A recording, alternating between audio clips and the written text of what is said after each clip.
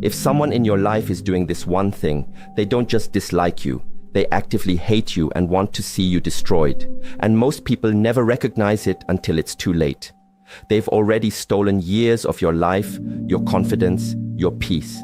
Stay until the end, because what I'm about to reveal in the final moments will change how you see every relationship in your life forever. Hidden poison. You know that feeling when something feels off about a person, but you can't quite put your finger on it?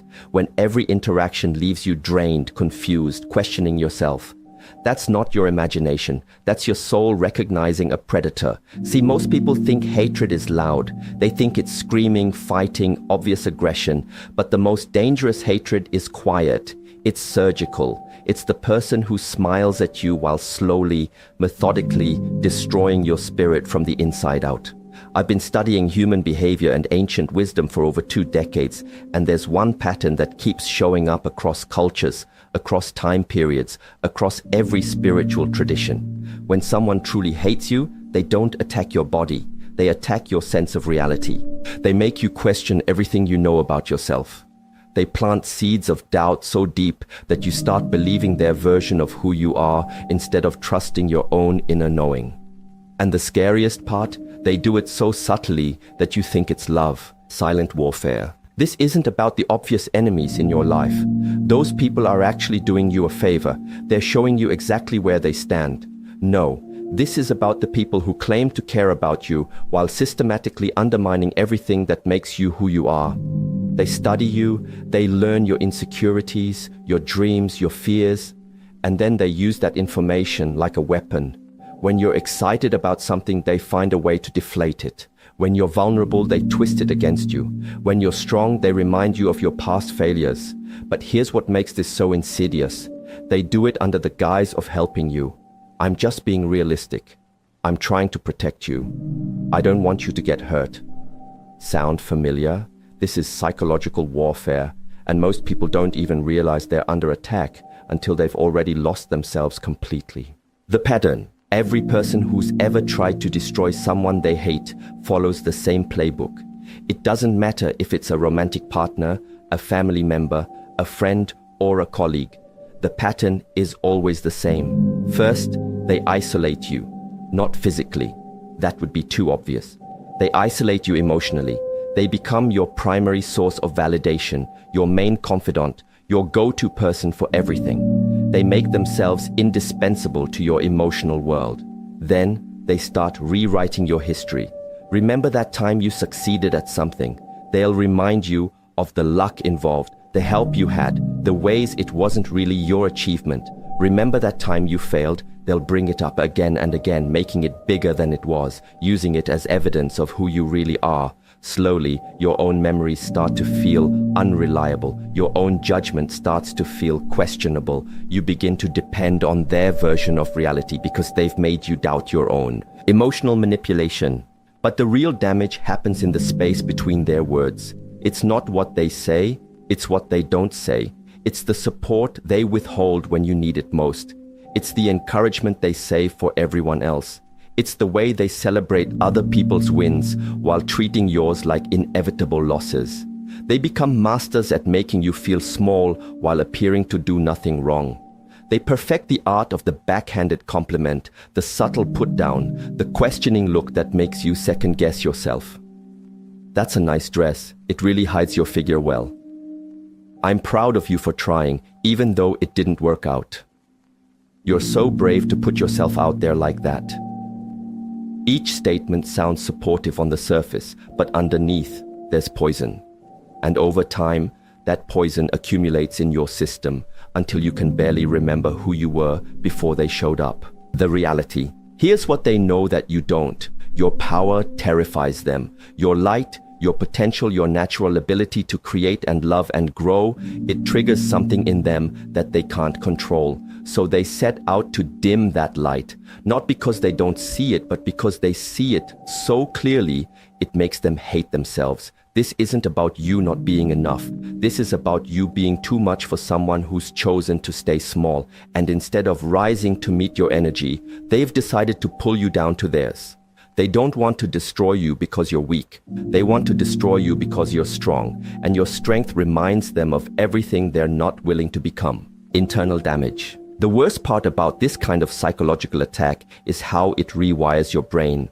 When someone you trust consistently treats your reality as questionable, your mind starts to adapt. You begin to filter everything through their perspective instead of your own. You stop trusting your instincts. You stop believing in your perceptions. You start to think that maybe you really are too sensitive, too dramatic, too much. Maybe you really do need them to help you see things clearly. This is called gaslighting, but it's more than just lying about facts. It's a systematic assault on your sense of self. It's making you doubt not just what you remember, but who you are at your core. And the cruelest irony? The more damaged you become, the more they point to that damage as evidence that they were right about you all along. See? This is what I was trying to protect you from. This is why you need me.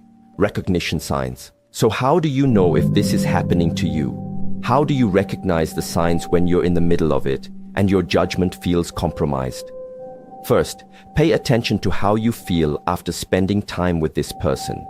Do you leave their presence feeling energized and inspired, or drained and confused? Do you find yourself questioning things you were certain about before you talk to them? Second, notice how they respond to your successes versus your failures. Do they genuinely celebrate your wins, or do they find ways to minimize them? Do they offer comfort and support during your struggles, or do they seem almost satisfied when things go wrong for you? Third, watch how they talk about other people when those people aren't around. If they're constantly criticizing, judging, and finding fault with everyone else in their life, what makes you think you're exempt from that treatment? The mirror.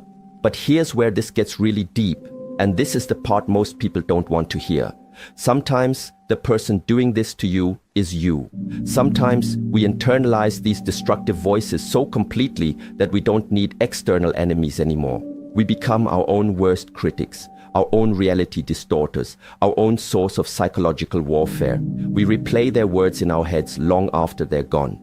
We question our own perceptions even when we're alone. We've learned their language so well that we speak it fluently to ourselves. This is why healing from this kind of damage is so complex. It's not just about removing toxic people from your life, though that's often necessary.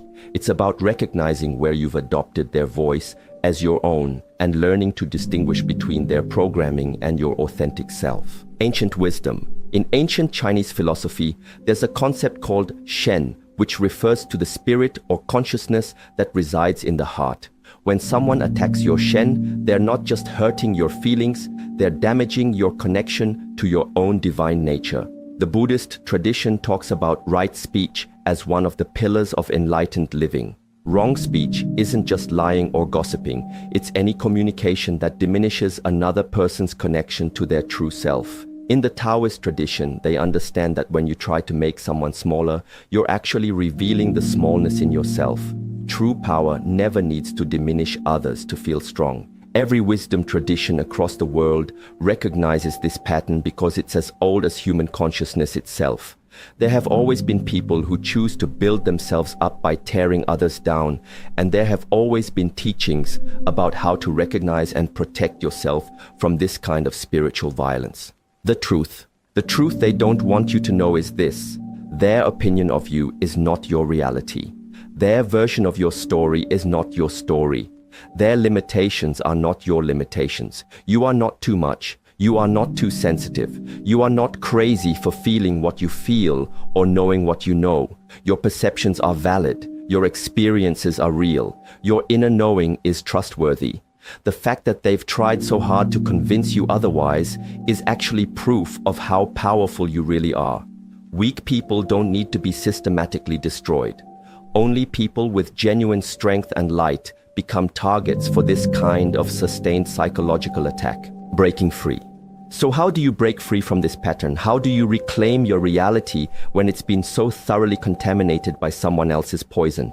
First, you have to acknowledge what happened, not minimize it, not explain it away, not make excuses for them.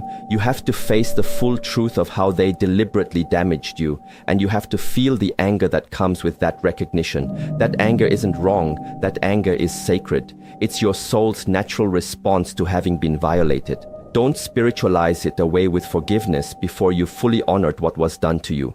Second, you have to start rebuilding your relationship with your own inner authority. Start small. Notice what you like, what you want, what feels right to you without checking it against anyone else's opinion. Practice trusting your own perceptions about little things until you can trust them about big things. Third, you have to learn to distinguish between your authentic voice and their implanted voice. When you hear criticism or doubt in your head, ask yourself, does this sound like me or does this sound like them?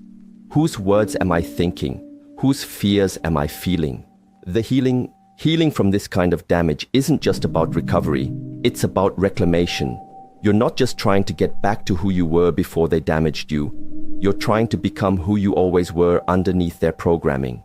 This is spiritual archaeology.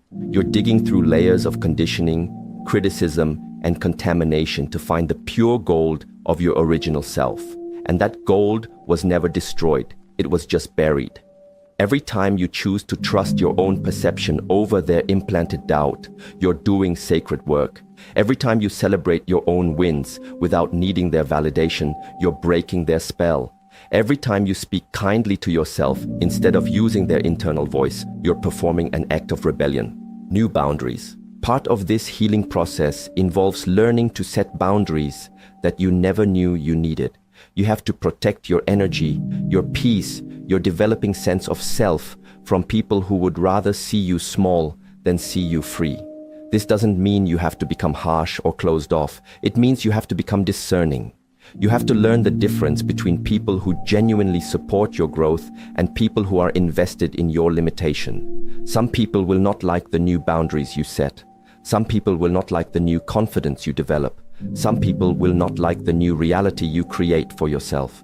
And their resistance to your growth is the clearest sign that those boundaries are necessary. The Phoenix. There's something beautiful that happens when you finally break free from someone who's been systematically damaging you. You don't just recover, you discover. You discover parts of yourself that were hidden, strengths that were suppressed, dreams that were dismissed. You realize that all the time you spent trying to prove yourself to them, trying to win their approval, trying to make them see your worth, all of that energy can now be redirected toward actually living your life. You start to understand that their hatred was never really about you. It was about what you represented to them. Possibility, growth, change, everything they were too afraid to pursue for themselves. Recognition power. Once you've been through this experience and healed from it, you develop an almost supernatural ability to recognize it in others. You can spot the subtle put-downs, the reality distortions, the emotional manipulation tactics from a mile away. You become a safe harbor for other people who are going through what you went through. Your healing becomes a lighthouse for others who are still lost in the fog of someone else's psychological warfare. This is how trauma transforms into wisdom. This is how your pain becomes your power.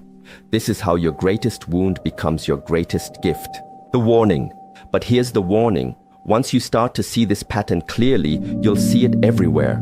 You'll see it in relationships, in families, in workplaces, in institutions. You'll see how normalized this kind of psychological violence has become in our culture. You'll see how many people are walking around carrying someone else's voice in their head, living someone else's version of their story, accepting someone else's limitations as their own reality. And you'll face a choice. Do you try to wake people up, or do you focus on protecting your own peace? Do you become a teacher, or do you become a hermit?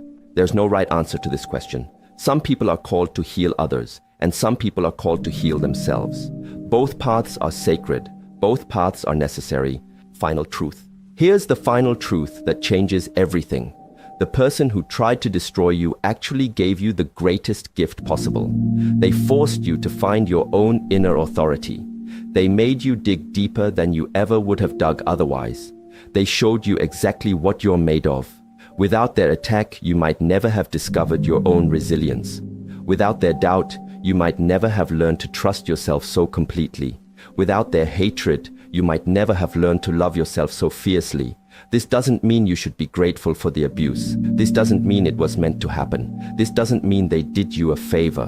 What it means is that you are powerful enough to transform even the most destructive experiences into fuel for your own evolution.